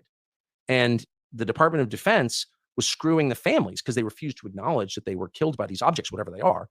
And that was the whole point of the story. It's like these families are like, no, my son or husband is dead. Yeah, but I'm just like, what? Why has the New York Times never written that story in 50 years? Like, I've spent my whole life in the media. My dad was in the media. Like, that is a big part of the revelation that's changed my life is the media are part of the. Well, at least he's saying a lot of things like you don't know, like he's admitting what he don't know. And now I will say that if he wants to know some of those things, he needs to talk to Ken Wheeler. You want to know what happens after you die? You want to know what the real laws of physics are? You want to know how gravity actually functions? These things, Ken Wheeler explained all of these. It actually works with the observational data. It's not like this other bullshit. Like you mainstream scientists, they can't explain. You ask them what exactly gravity is, they can't really explain how it works and what it is. They're trying to tell you it's a force. It's not an autonomous force. Kim Wheeler explained that. So, a lot of these questions he can answer by just looking at Ken Wheeler's work.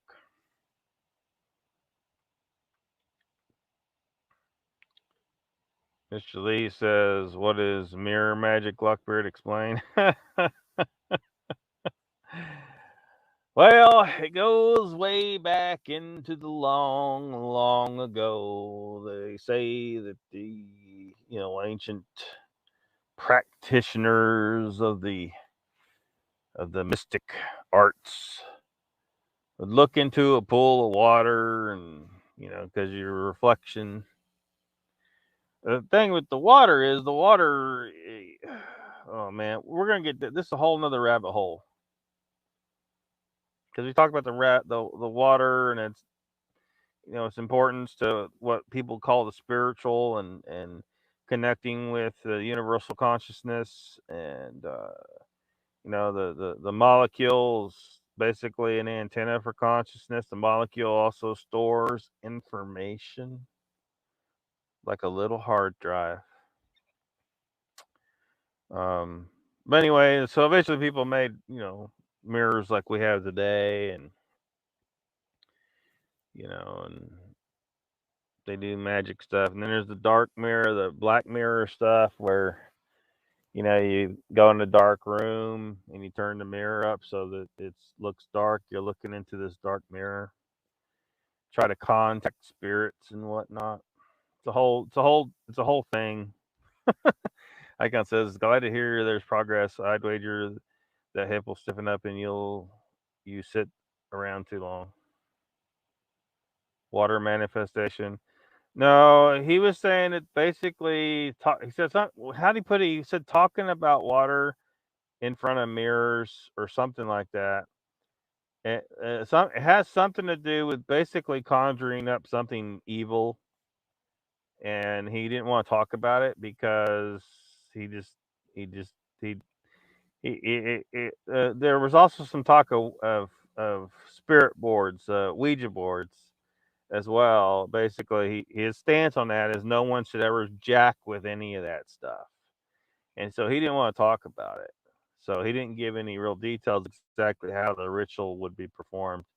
Jen says, "Oh, it's stiff, pain knee, twist, torque, leg around, getting that joint out of there." Mr. Lee says, "Friend jumped off at a speedboat once, broke both his legs." Ooh, damn. Said it was like hitting concrete. Yep. Yep.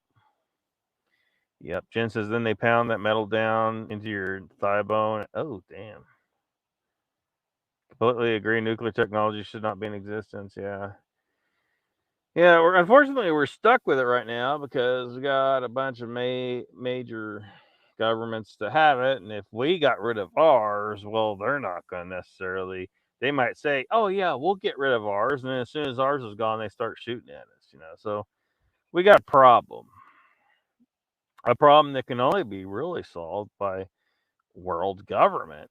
But that scares the shit out of everybody. It scares the shit out of me. It's not a good thing. The only way world government would be acceptable to me is if I'm running that bitch, because then I'd be like, "Look, here's the order coming down from the emperor. We're dismantling all these nuclear missiles, and we're going to cease building new nuclear power plants. We'll let the existing ones run their lifetime out, but then once all this radioactive material will be melted down, blended with lead, and then drop all these alloyed ingots into the Marianas Trench to be sucked into Earth's mantle and go away. And it just won't be an issue. It's just something we shouldn't be jacking with. Just a bit of comedy when Moses parted the sea. Well, maybe they're doing the same underwater. Maybe. Maybe. Raptor says, did they put the in titanium in, or did they use stainless steel?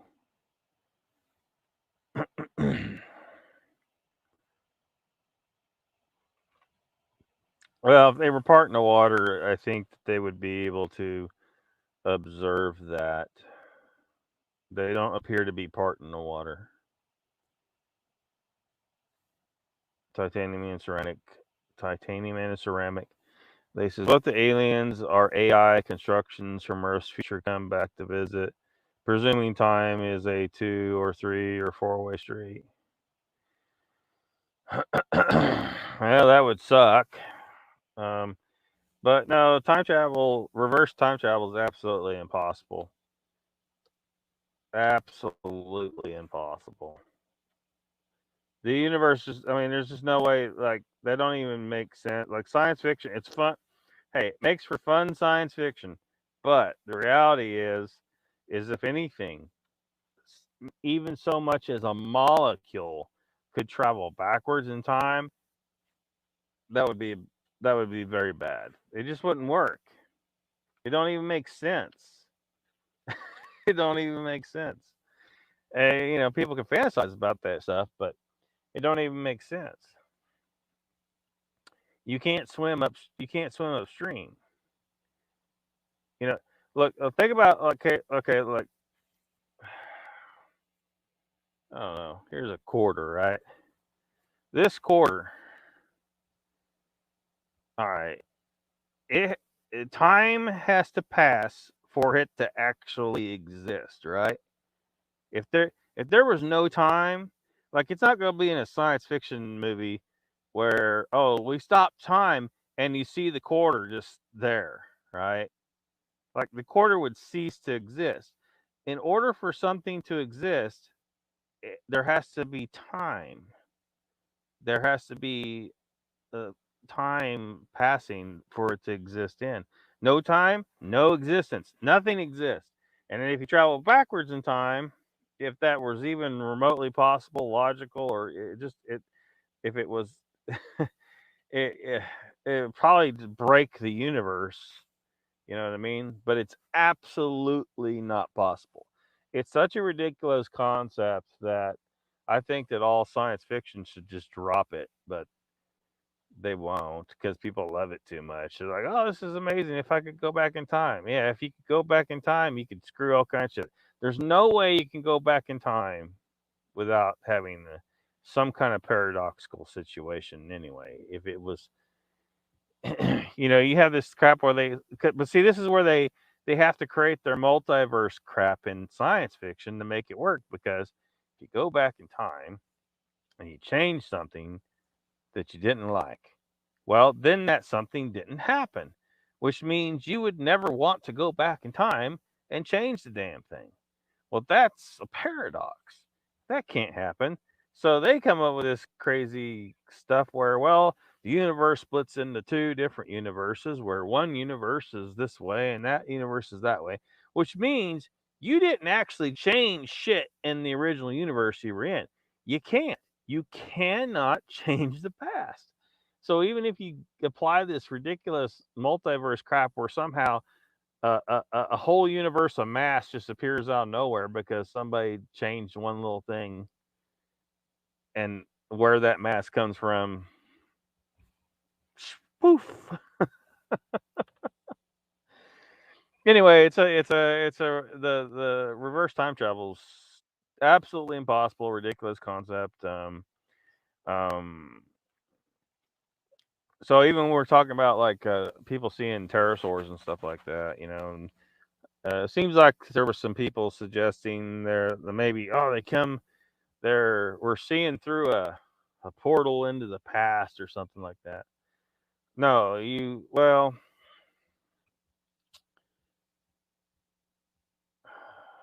observing the past doesn't break the rules, probably. But like if you're saying the thing come through and then goes back, like there's been people try to say that they went through a time warp or something like that. Which of course, if you go forward in time, there's no problem. There's no problem. All you did was speed up how fast you went from this point to that point, but you were still going down river. You can't go up river. You can go down river all you want.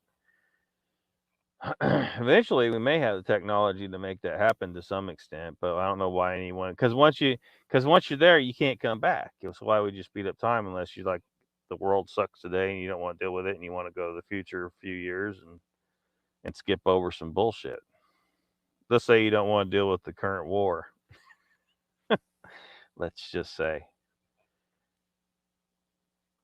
But yeah, like with the pterosaur sightings and stuff like that, some of those may actually be people seeing ghosts of pterosaurs. I hope they're seeing living pterosaurs. I hope there's a few of them still around, but they're probably just seeing ghost pterosaurs in a lot of cases. Same thing for Bigfoot. They might be just seeing ghost Bigfoot in some cases. At least he won't rest. Mr. Lee says, I'm aware that the Jewish religion cover all mirrors when they bury their dead. Jen says, yeah, icon, but my legs are both the same length again, so my body hasn't to entirely readjust. Raptor says, Jen did the same thing with my great grandfather. It took about 9 months before he was up and going, really good. Remember, he was 89 years old when they did it. There's that. Posterior anterior surgery. Readjustment from head to toe. Very best. Lady says, don't speak of evil or you invited in. Yeah. Don't mess with the Ouija board. Then Mr. Lee says, yeah, that's what they say.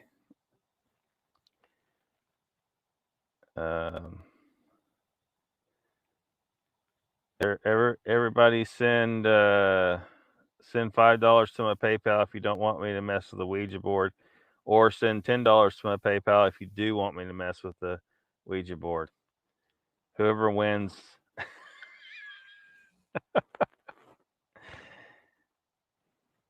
Gary says, I had one of them boards. One heck of a time trying to burn it. What the heck is it made of? Indestructible. Evil. Pure evil. I don't know. They probably made it out of freaking. How old was it? Was it from the 60s or something? It might have been made of asbestos. Raptor says, at Jen, I don't know those terms, but they had to put stuff on the pelvis and they had to replace the ball of his leg. Time is just a human construct. Yeah, it is. I mean, it's just it's a measurement, but for existence to be, there has to be that passage from moment to moment. So we're just measuring that. But if that aspect of reality just kind of vanished magically, then nothing would exist. Nothing would exist. What is time? It's nothing. I mean, technically, it's nothing. It's just a measure. It's a measure of the passage of moments. You know, it's weird, but Pasiri takes a longer time to hear. Raptor, time is irrelevant. There is past and future. Yeah, taking very long. Then the funny thing is, like a lot of times, people past, present, future. Well, technically, there's no present. Like there isn't like a period of time that you can call present. It's a point. There's a point where it's just absolutely instantaneous, where the past, where the future goes into the past, and you're passing through. You're on this little point. Well, people want to call it the present as if there's a point. Nothing exists in the present. Everything exists in the past and the future. and you're passing that little point's passing along, and as things go from future to past, but there's not it's not like there's a little section, a period of time there that you can call present. It's not. If there's a point and there's no existence technically in present, which is really, don't think about it too much, it'll fuck your head up.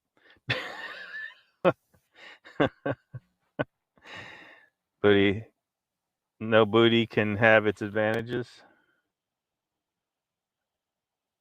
So if you went forward in time, then you couldn't come back. Yes, you said what I was thinking. Yeah. Yeah. Apparently there are some effects within a field. The time passes at different speeds depending on what point in a field you are. So I don't know exactly how you could utilize that to, speed up time passage for you, but or slow it down in relation to the rest of the universe. I mean, technically, there's no point in the universe where time is passing at the exact same speed as any other point. Like there's, because of the increments would be so infinitesimally small, you know, it's all roughly passing pretty. It's close enough to passing the same speed everywhere that nobody really notices, but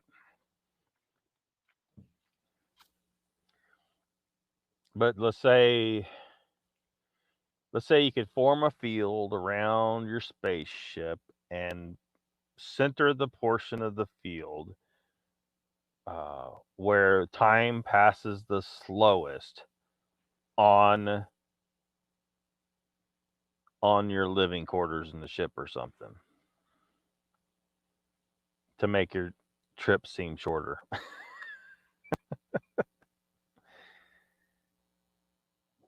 Says, Jim, what did they say for you as opposed to the other one? Don't forget, I'm not too bright, just an old woodsy boy. Gary says, when dealing with Bigfoot, I would say the future, but now in the present. If somebody went forward in time per your rules, wouldn't they drag everyone and everything forward with them? No. There are things.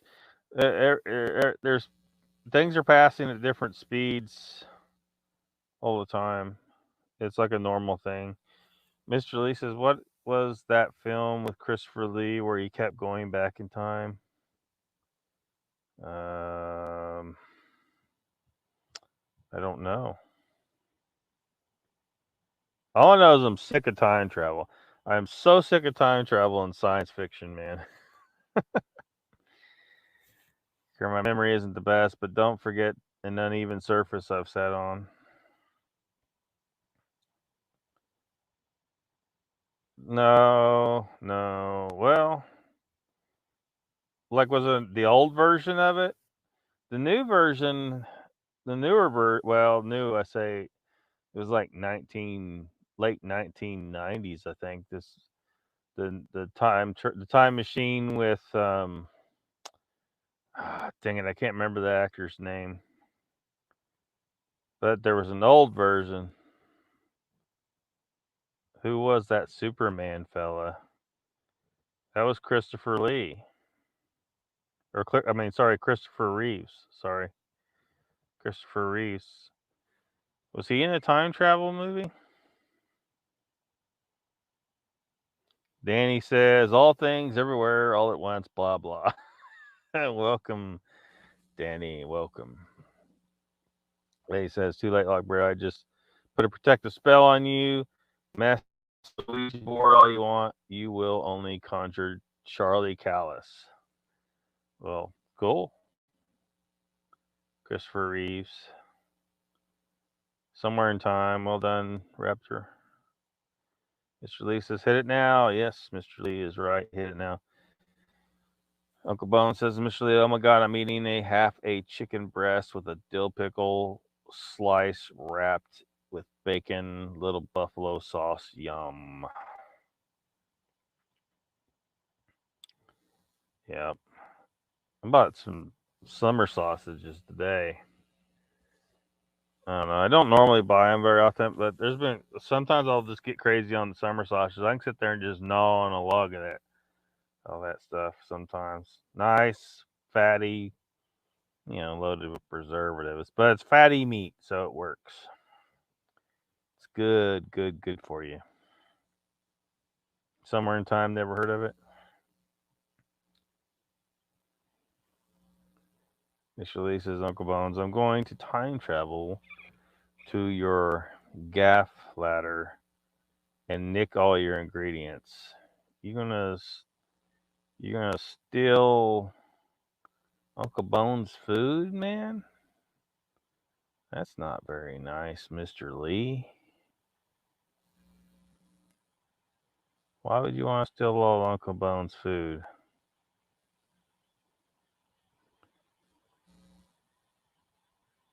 So I don't know. I don't know if you got somebody might actually watch Tucker Carlson quite a bit. Anyway, he's been covering a lot of UFO stuff for a while now.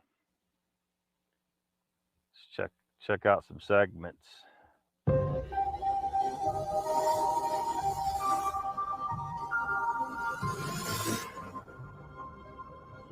So history has recorded the first big UFO sighting in the United States is 1947 in Roswell, New Mexico, very famously right outside Roswell. But actually, there was, in some sense, a bigger and more significant event sighting 2 years before, also in New Mexico, at exactly the moment the U.S. government was detonating the first atomic weapon, shortly thereafter used in Japan. And witnesses on the ground saw some kind of object shaped like an avocado, they said, crash land.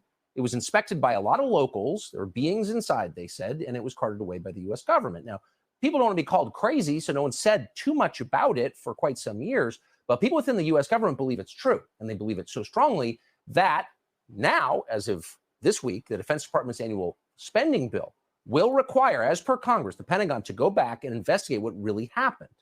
Nick Pope is a former UK Ministry of Defense official who's followed this story very closely. He joins us to assess. Nick, thanks so much for coming on. So this is a story that most, I think, Americans are not even aware of, but clearly people within the U.S. government believe it's real, or they wouldn't have attached this to a spending bill, correct? Correct. Yes, this has been called the Roswell before Roswell. And you're right, people with some knowledge of these intelligence programs who've been briefing Congress about this made sure that this was put into the legislation. And it's one of many UFO provisions in the new defense bill. The DoD must provide Congress with a list of everything they found out about this specific incident, but all other incidents and programs from January 1st, 1945 onwards. And anyone involved in these programs or with information about it will be released from their secrecy oaths and non-disclosure agreements, and they'll be able to testify to Congress about this. So here we have the nuclear connection again. This was around the first detonation in human history of a nuclear device. Subsequent to that, you've had UFO sightings at nuclear missile bases, around nuclear-powered aircraft carriers, nuclear-powered submarines. There's clearly some nuclear, I mean, I don't pretend to understand, but nuclear has some connection to these sightings, no?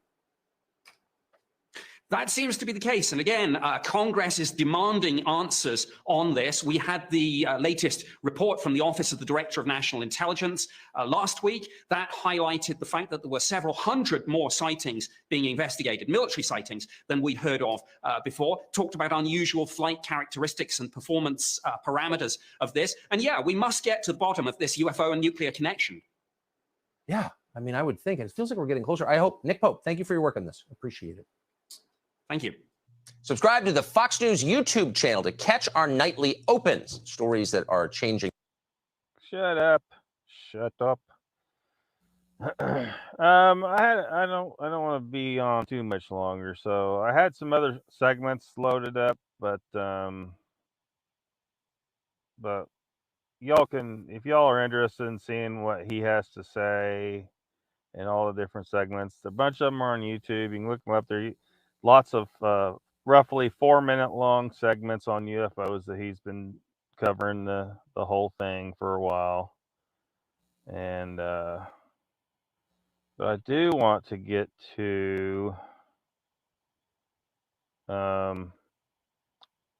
two other things. One of them is this. Hold on. I'm sure it's popped up.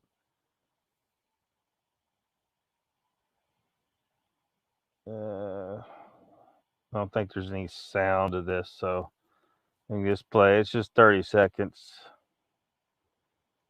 Footage from mission report. You can see the little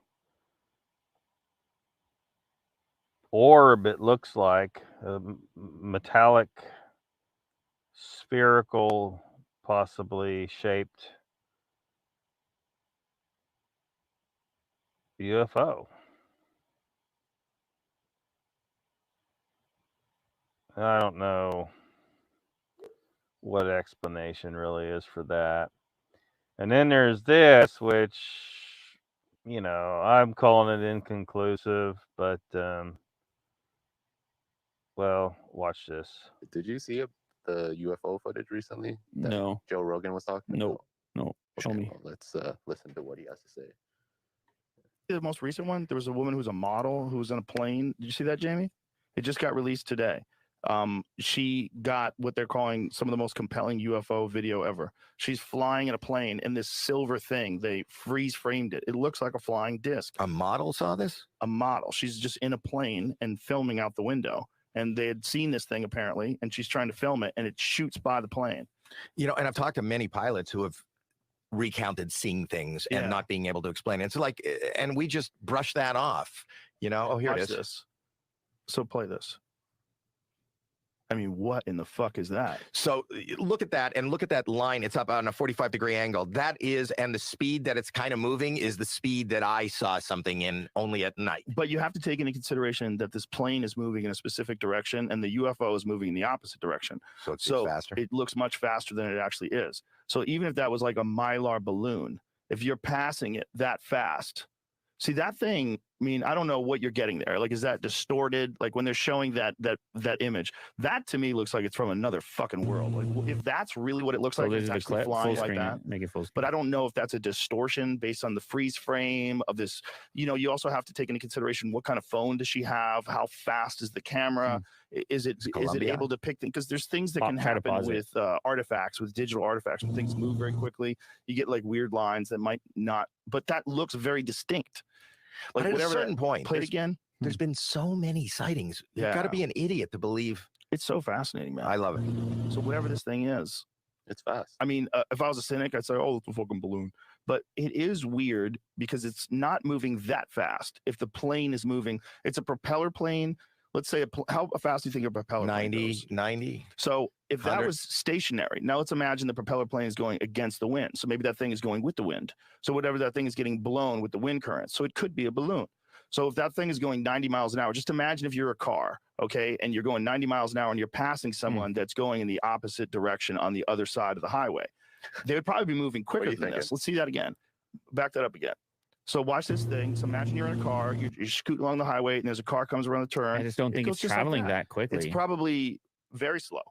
It's probably not fast at all. And it might even be stationary. It might just be blowing in the wind. Right. Because if you picture how fast the plane's going and how fast now this is obviously assuming that the wind is going in the direction of whatever that thing is. So this came out today. What are people saying about it? But here's the thing: if it's going the opposite, if actually the plane is going with the wind and this thing is going against the wind, then it gets weird. Because then you have to go, okay, well, is that plane going fast enough where it looks like that if it's just stationary, or if it's just fluttering in the wind because you're passing it?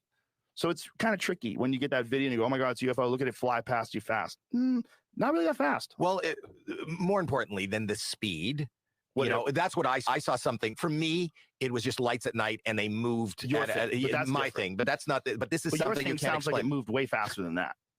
It did. Yeah. It did. I've never seen anything disappear like that. And more importantly, I have a witness. Yeah. I was sitting there at the same time and we were driving because we thought it was a big accident. Maybe there was a train crash or something. So he's talking about his own UFO. No, it was just me and her about midnight. And it was like a north of Toronto. We were heading up north, but she'll tell you the same story. And we're both not, you know.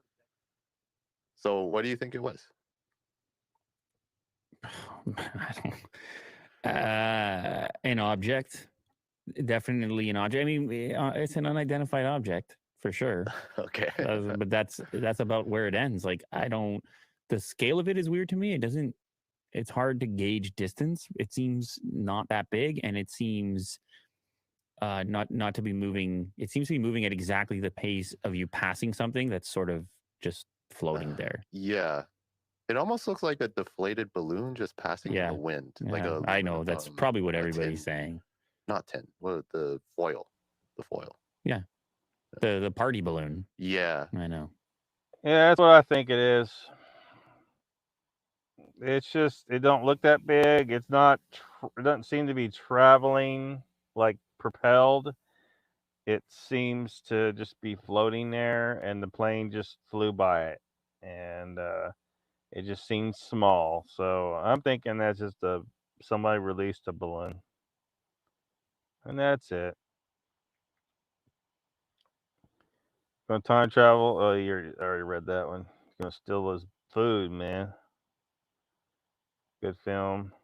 Just try it. Uncle Bones challenging you, Mr. Lee. That was funny. Avocado. The avocados are nasty. Jen says, Uncle, I had a thick cut ribeye, medium, a little bit of sauteed spinach and garlic. This fella comes into my girlfriend's shop for his tires all the time. What? You know that fella, Mr. Lee? Are you serious? Yes, saw that. UFO Man played that. Oh, did he? I haven't seen UFO Man in a long time, Mr. Lee. Bone says, Jen, yum, that sounds also great. My sister got a chicken recipe today. Made a guy twerk when he tried it. Dill, pickle, slice strapped to chicken breast and bacon hooked. Yep, I haven't seen UFO Man in a long time, Mr. Lee. Buffalo sauce, ranch. Lady says, Bones, tried chicken breast and ham slice, put an eighth of stick of butter, rolled parsley on top, rolled, skewered toothpick, dip milk, roll in almond meal, let rest for an hour, pan fry. Made some kind of hopelessly complicated something there. I don't know what to call it, but it probably tastes good. Slightly modified chicken Kiev. Is that a Ukrainian dish? Ranch is fine. Sounds good. Robert says, for everyone in chat, go get fried chicken, pour barbecue sauce of your liking on it, then bake it for 5 minutes, then put hamburger dill slices on top and eat. Well, a lot of us are trying not to eat fried chicken because the flour, the breading on it is poisonous to humans. And then the oil that you use to fry chicken typically is, corn oil or vegetable oil or peanut oil, or all those oils are poisonous to humans too. And then the barbecue sauce is poisonous to humans. Got a bunch of sugar in it, not good for you at all. And well, even dill pickles aren't good for you. They try to tell you they are, they're not.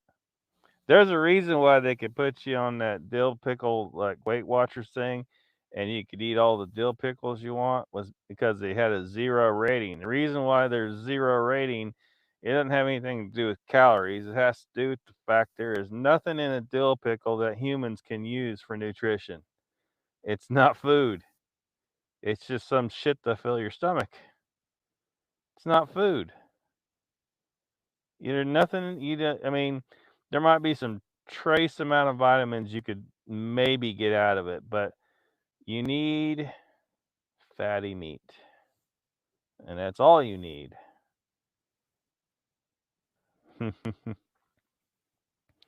That sound good, Raptor. Crazy. Raptor says, Uncle Bones, just make sure you don't cook the pickles. It's really, really good. Raptor, I don't know where you're from, but around these parts, on occasion, people will freaking bread and fry pickles. I don't know if people get bored or what, but they'll fry any damn thing they can. They will find it. Like I used to work at a restaurant where we take a scoop of ice cream, roll in some graham cracker crumbs, and then drop it in a deep fryer. Now, I never once saw this actually get a crispy crust on it. All it turned into was this melted mess of nonsense that didn't. Basically, you might as well just pour hot grease on top of a graham cracker rolled ball of ice cream and hand it to him, because that's all you ended up with anyway. It was absolutely disgusting.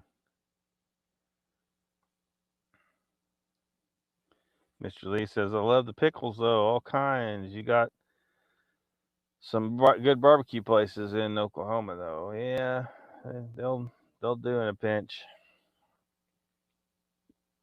They'll do in a pinch.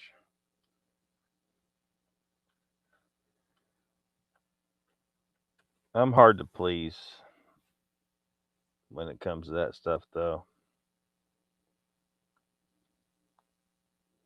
Hard to please. Things got to be just so. Just so. And one other possibly interesting video here. This is oh, let me get it up there. Boom. Truck driver saw a potential ghost on the side of the road.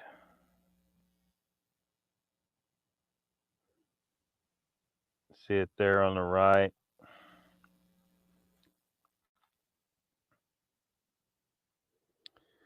I don't know. Looks inconclusive to me. Like you can't really tell for sure what you're seeing.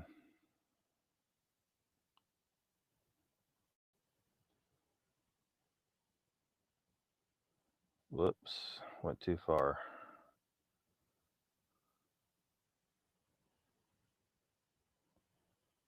I mean, could that possibly be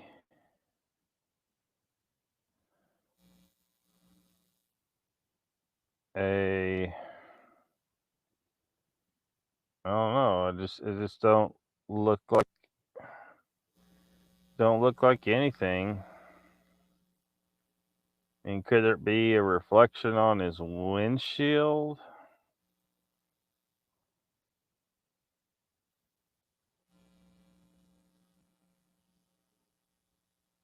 I don't know. Very, very inconclusive. But I guess that'll be all for tonight. We're over 2 hours now. I don't know when the next random live will be. I didn't do any this week, but definitely try to do at least one this week. There's been a lot of crazy shit going on in the world. It's all going to hell in a handbasket. But thank y'all for hanging out, and I will see you next time.